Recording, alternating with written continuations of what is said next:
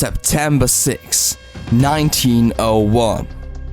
A moment frozen in time. A bullet is fired and history is rewritten. But what if it missed? What if President William McKinley had survived? Would America still become a global superpower? Would the progressive era look the same? And what about Theodore Roosevelt? Would he have ever become president? And with that, my friends, welcome to another episode of What if Gore got elected instead of George Walker Bush? How were we protected for the coronavirus? What about 9/11? Who founded the KKK? Why Hayes instead of Tilden? Did all of them get away? You gotta ask history. You wanna ask history? We have to ask history. Guys, let us ask history. You gotta ask history. You wanna ask history? We have to ask history. Guys, let us ask history.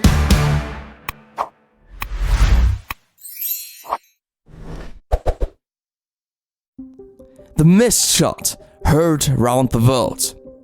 In this alternate timeline, the events of September 6, 1901 still unfold, much like they did in our history.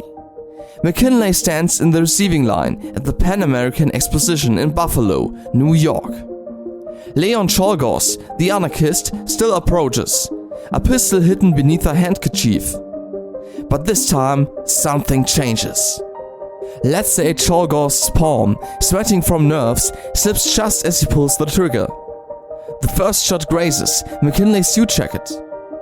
The second jams in the chamber, a malfunction caused by poor maintenance of the cheap .32 caliber revolver. Security pauses. McKinley, shaken but unharmed, is rushed away.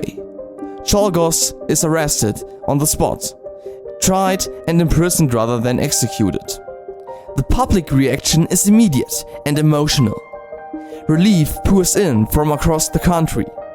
In the north, McKinley is hailed as divinely protected. In the south, where McKinley had already begun warming relations, there is sympathy and respect. His popularity soars.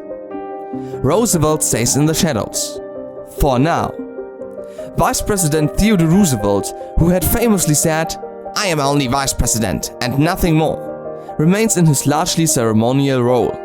While Roosevelt continues his advocacy for reform behind the scenes, his political future dims without the springboard of a presidency by tragedy. The McKinley cabinet, including Secretary of State John Hay and Secretary of War Elihu Root, stays intact and grows more unified around McKinley's moderate conservative approach. Unlike Roosevelt, who thrived on confrontation, McKinley prefers careful negotiation and business-friendly policies. McKinley's full second term, a conservative continuation. McKinley had just begun his second term in March 1901, with the central themes being continued economic growth, American expansionism, and trade. In our alternate timeline, his survival allows him to follow through on these goals: economic policy and the trusts. Unlike Roosevelt, McKinley was not deeply concerned about trust busting. While he supported the Sherman Antitrust Act in principle, he saw trusts as a natural evolution of capitalism that could be tamed through regulation, not destroyed. In this timeline, the federal government takes a lighter approach to monopolies, relying on courts and congressional oversight rather than presidential muscle. The aggressive antitrust cases Roosevelt pursued, such as against Northern Securities, don't happen under McKinley. Instead, McKinley's administration works more closely with industrialists, believing cooperation is key to economic stability. Labor and the coal strike. When the anthracite coal strike erupts in 1902, McKinley likely responds not with Roosevelt's forceful intervention, but with more cautious negotiation.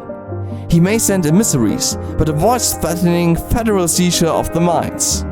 The result? Possibly a longer strike, slower resolution, and less precedent for federal involvement in labor disputes. Environment. No conservation precedent. McKinley had little records on environmental conservation. Unlike Roosevelt, who would set aside millions of acres for national parks and forests, McKinley likely continues to prioritize industrial growth. Gifford Pinchot and John Muir remain influential voices, but less powerful without a conservation-minded president. Foreign policy: empire without the swagger. McKinley was an imperialist, yes, but a cautious one. Under his leadership, the US had already taken the Philippines, Guam, and Puerto Rico. In our timeline, he continues to expand America's role on the world stage, but without Roosevelt's aggressive style. Panama Canal, still a priority. McKinley strongly supported the idea of a canal connecting the Atlantic and Pacific. It's likely he would have supported Panamanian independence from Colombia, perhaps through diplomacy instead of covert support. The canal is still built, but possibly with more delays and less public fanfare. No Roosevelt corollary, but a McKinley doctrine? The Monroe Doctrine had long guided US policy in the Western Hemisphere.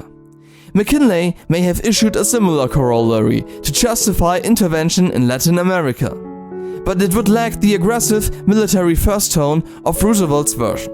American influence still grows, but with a softer touch. No Great White Fleet. Roosevelt's world tour of the US Navy was a bold flex of American power. Under McKinley, such a dramatic display seems unlikely. Naval expansion continues, but without the symbolic grandeur, perhaps delaying the perception of America as a first-rate naval power. The 1904 election. Who runs the show?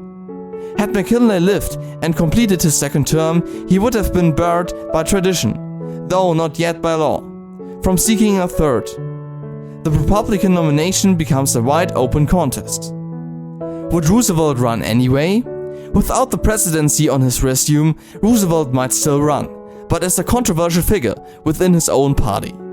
The party elites, who had only reluctantly accepted him as VP in 1900, may block him in favor of a more moderate figure like Elihu Root or Charles Fairbanks. Democratic challenges.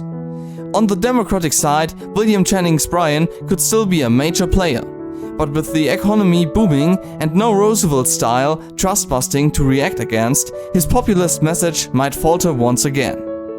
Outcome: a more conservative GOP victory. Most likely, the Republicans hold on to the presidency in 1904, but without the energetic progressive vision Roosevelt brought. The progressive era, as we know it, is delayed or reshaped. A nation changed, a legacy forgotten. So, how would history remember William McKinley had he lived? In this alternate reality, McKinley's presidency is remembered as steady, prosperous, and cautious. He's credited with guiding the US through a transitional time, from continental power to global empire, but lacks the larger-than-life aura of Roosevelt. Without his assassination, McKinley becomes a figure of competent conservatism, respected but not revered. Progressive reforms emerged more slowly. Labor protections, environmental conservation, and corporate regulation take a backseat to business interests. America still rises, but as a quiet giant, not the assertive world power it becomes under TR. Conclusion: a missed bullet, a delayed progressive era, and a very different American century. McKinley's survival wouldn't have stopped the tide of change, but it would have slowed it, softened it, and left a different mark on the soul of the nation. What do you think? Write your opinion and version of the story in the comments below. Please be polite and kind. If you want to know what would have happened if Garfield survived the assassination, click on the video on the left. Thanks for watching.